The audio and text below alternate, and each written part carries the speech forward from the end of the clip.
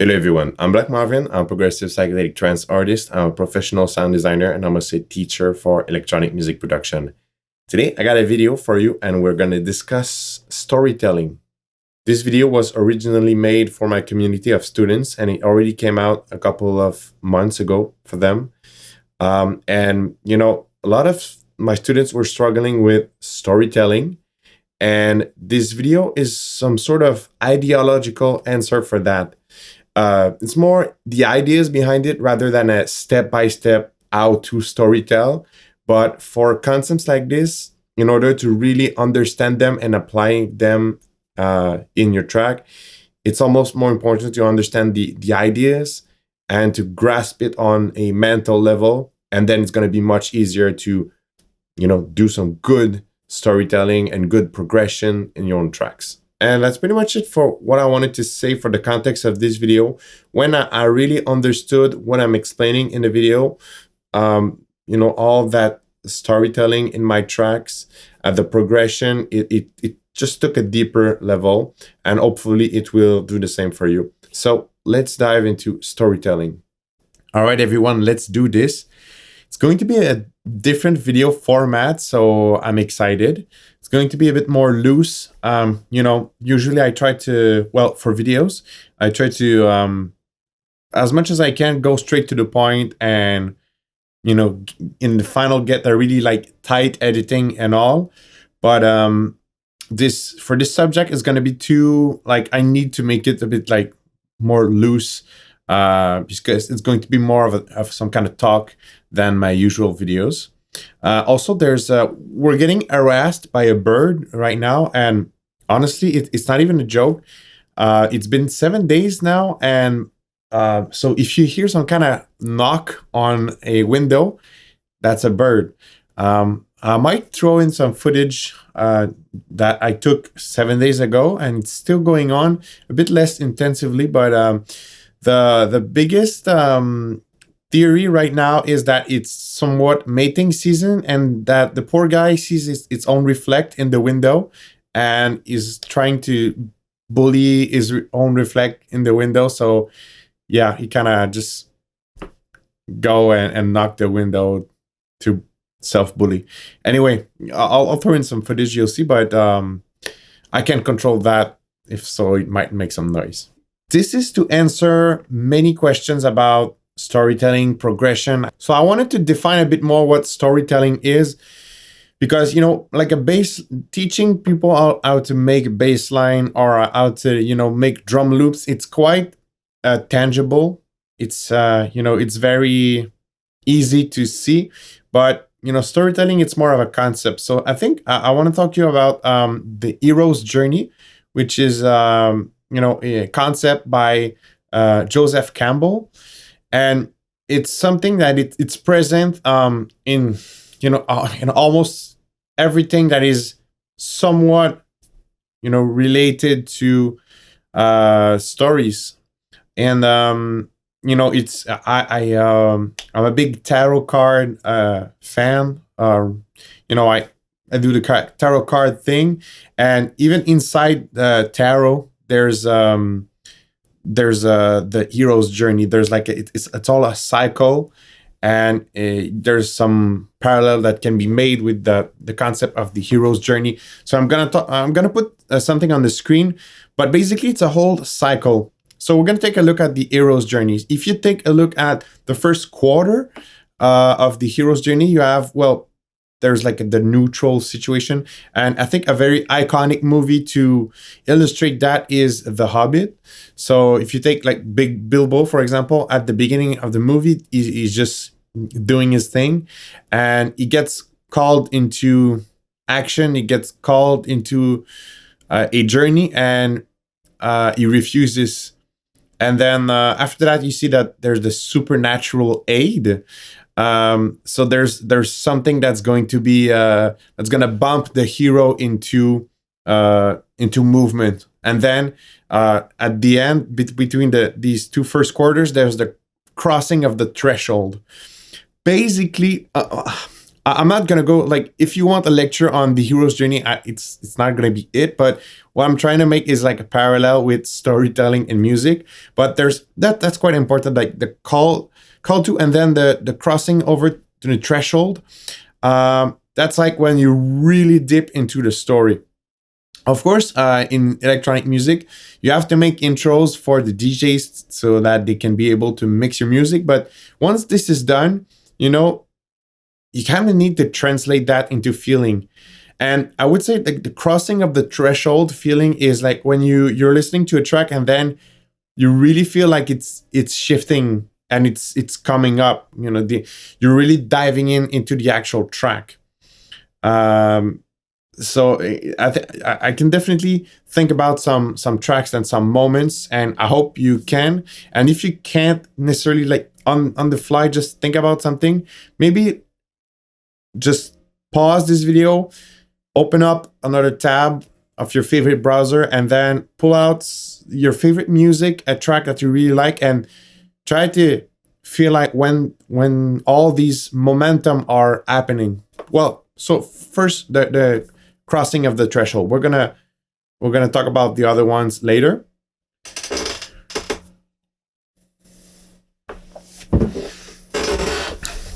I don't know why, but my computer just shifted into like hyperspeed mode. There might be some background task going on. Oh, and the bird is there. Okay, so before we go forward into the hero's journey, I want to talk about my process. Hopefully it will ring some bells for you.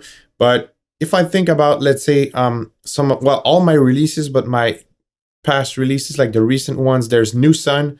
In terms of storytelling, New Sun is about it's probably like the cheesiest reason from all my tracks, but it's actually a track I made when I met my girlfriend, which it's gonna be 3 years now. But yeah, it's kind of a track I made inspired by meeting her. And in New Sun, I can tell you that there's some specific iconic elements for that track that makes it New Sun. There's like the breakdown, which is quite, I've never done a breakdown like melodic in that way in all my tracks. So that kind of makes sense for me to pull out a very melodic breakdown. And there's also some different elements, also like some percussion. There's like an alternate bass pattern for that. To me, it's special. It's special for that track. And there's also Moxie, for example. It's been inspired by experience on the substance of the same name, so substance called Moxie. And Moxie, very different. But prior to composing Moxie, there's like a moment where there's like a synthesizer that there's like a whole pitch slide in a very specific moment. And even before starting the track, I had this vibe, this idea that I really want to put in the track. And to me, it feels like, for me, in Moxie, that's an iconic moment, and that's one of the things that makes it special.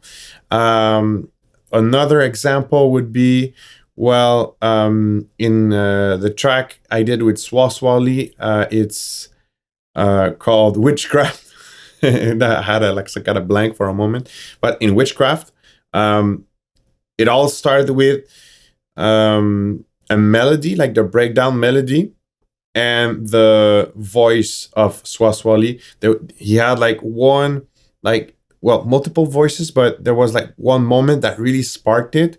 And if we go back to storytelling wise, that for me, when I was composing, I heard that, and then that sort of fired up and sparked some ideas for the whole track, because I knew that this moment would be like the centerpiece. So once you found that, it was kind of easy to do the whole like before and after in terms of storytelling. Now, stuff you can start doing for your track is to give them soul. And how do you give soul to a track is to find an actual theme. Like I said, with the track Moxie, I knew the vibe before the track. New Sun too, New Sun, I knew what this would be about. each of my track, and even like if I go into my solar punk project, my psychic project, there's a track called Edwards Lake Sanatorium, which is it's an actual asylum near where I live, which is since I live in the wood, near is not so near, but it's like 45 minutes, and it's not in function anymore. But like the idea of the track is like an old mental asylum. So there's a vibe there which is very different. So these themes, these ideas, these emotions, they're gonna help you go into the composition of a track with more inspiration, and it's gonna help you probably solve the storytelling equation. So if we go back to the crossing of the threshold, we were discussing about that leads into the road of trials. Here's the bird again. So if we take the example of Bilbo in The Hobbit, the road of trials is where there's like a lot of the challenges and stuff between him and the goal of the adventure. So how would that translate in storytelling inside a track? Well, everything that is like before the breakdown, or if you're not doing breakdown format, before the central point of the track.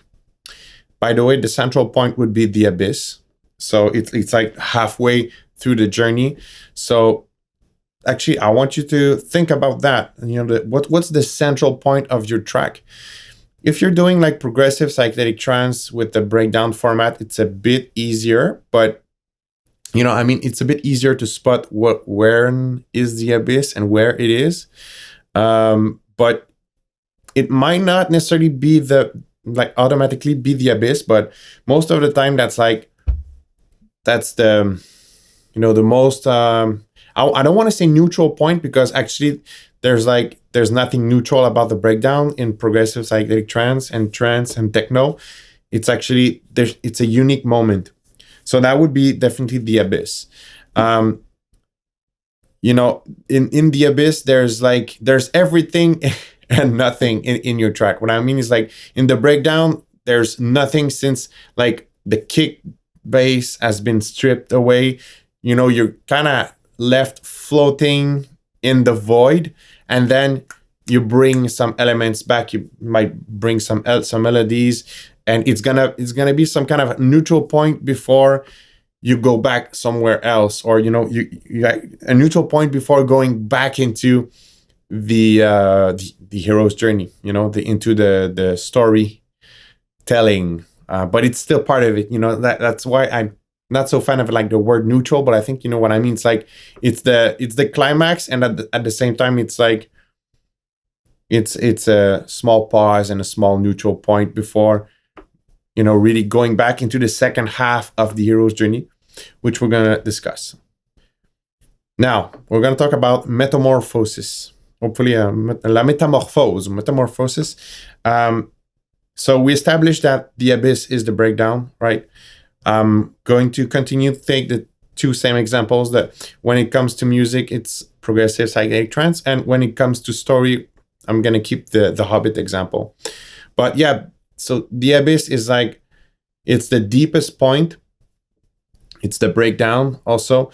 So the metamorphosis is like coming back from the breakdown, and actually there's many ways to do it. And what's gonna decide how you do it is kind of the storytelling. How do you want to approach that? And in progressive psychedelic trance, there's different ways to do it. Some artists, and for some tracks, they're gonna go almost back full energy. There's also the approach of, yes, there's a riser, and then it goes very like kick and bass, stripped out. That's some storytelling choices. Where are you leading the dance floor? Where are you leading the listeners? But yeah, that would be the metamorphosis. So it's kind of the coming back from the deepest point, which is the abyss. So now, yeah, in this example, it's the ultimate boon, but I'm gonna use a term from another scheme. It's still the hero's journey, but and it's called it's referred to as the atonement. So the atonement is like when, you know, so the hero came back from the abyss. It faced the challenges, and then it's sort of it gets it get used to it, or it's like the result of the metamorphosis. You know, but for the example of Bilbo, it's kind of where he kind of starts to like the fact about being on an adventure. You know, there's definitely in the movie, and you know, in his whole journey, there's a moment where he actually things shift and he doesn't want to go back to his old stuff anymore. You know, so I'm sorry, I don't have like a time frame, but hopefully you saw the movie. But it's really about the result of the metamorphosis and the result of facing all these challenges, and it's some kind of plateau. And if we go back to the progressive cyclic trance analogy, it's like, so you've dropped back, you know, you have the drop, and then sometimes there's like an overdrop, or, you know, the drop leads to somewhere else. You know, it doesn't lead right away to the outro. That's the thing, you know. There's the drop, and then there's another development. That's like that can be the atonement. Or it's like, yeah, it's just the after drop. To really put it simply, it's like the after drop. And it's like, what do you want to, because you know, there's, when it drops, it's very climaxy, but there's always like that moment of, okay, we drop, but what's happening now? So it's the atonement. And finally, you know, there's the returning to, you know, to the normal stuff. So like that's, yes, the outro, but there's a downshift to do from the atonement and the sort of overdrop moment. So there's also some, well, there's something to do. We need to downshift, but not too, you know, it doesn't need to be too quick. You can just lead the energy through that, and then into the outro. Actually, the outro is something I do at the end. I know it sounds very like self-explanatory, but ironically, the introduction is it's not the first thing I do. It's actually, it's like just before the outro, I'm gonna work on the intro.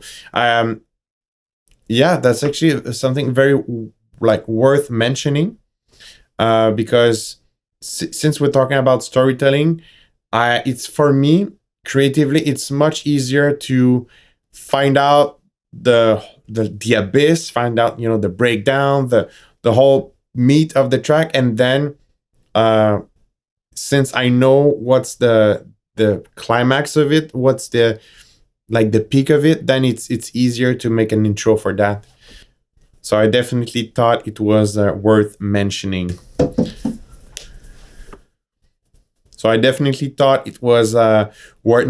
Because, yeah, of course, the outro, it's the last thing you do, but the intro is not the first thing.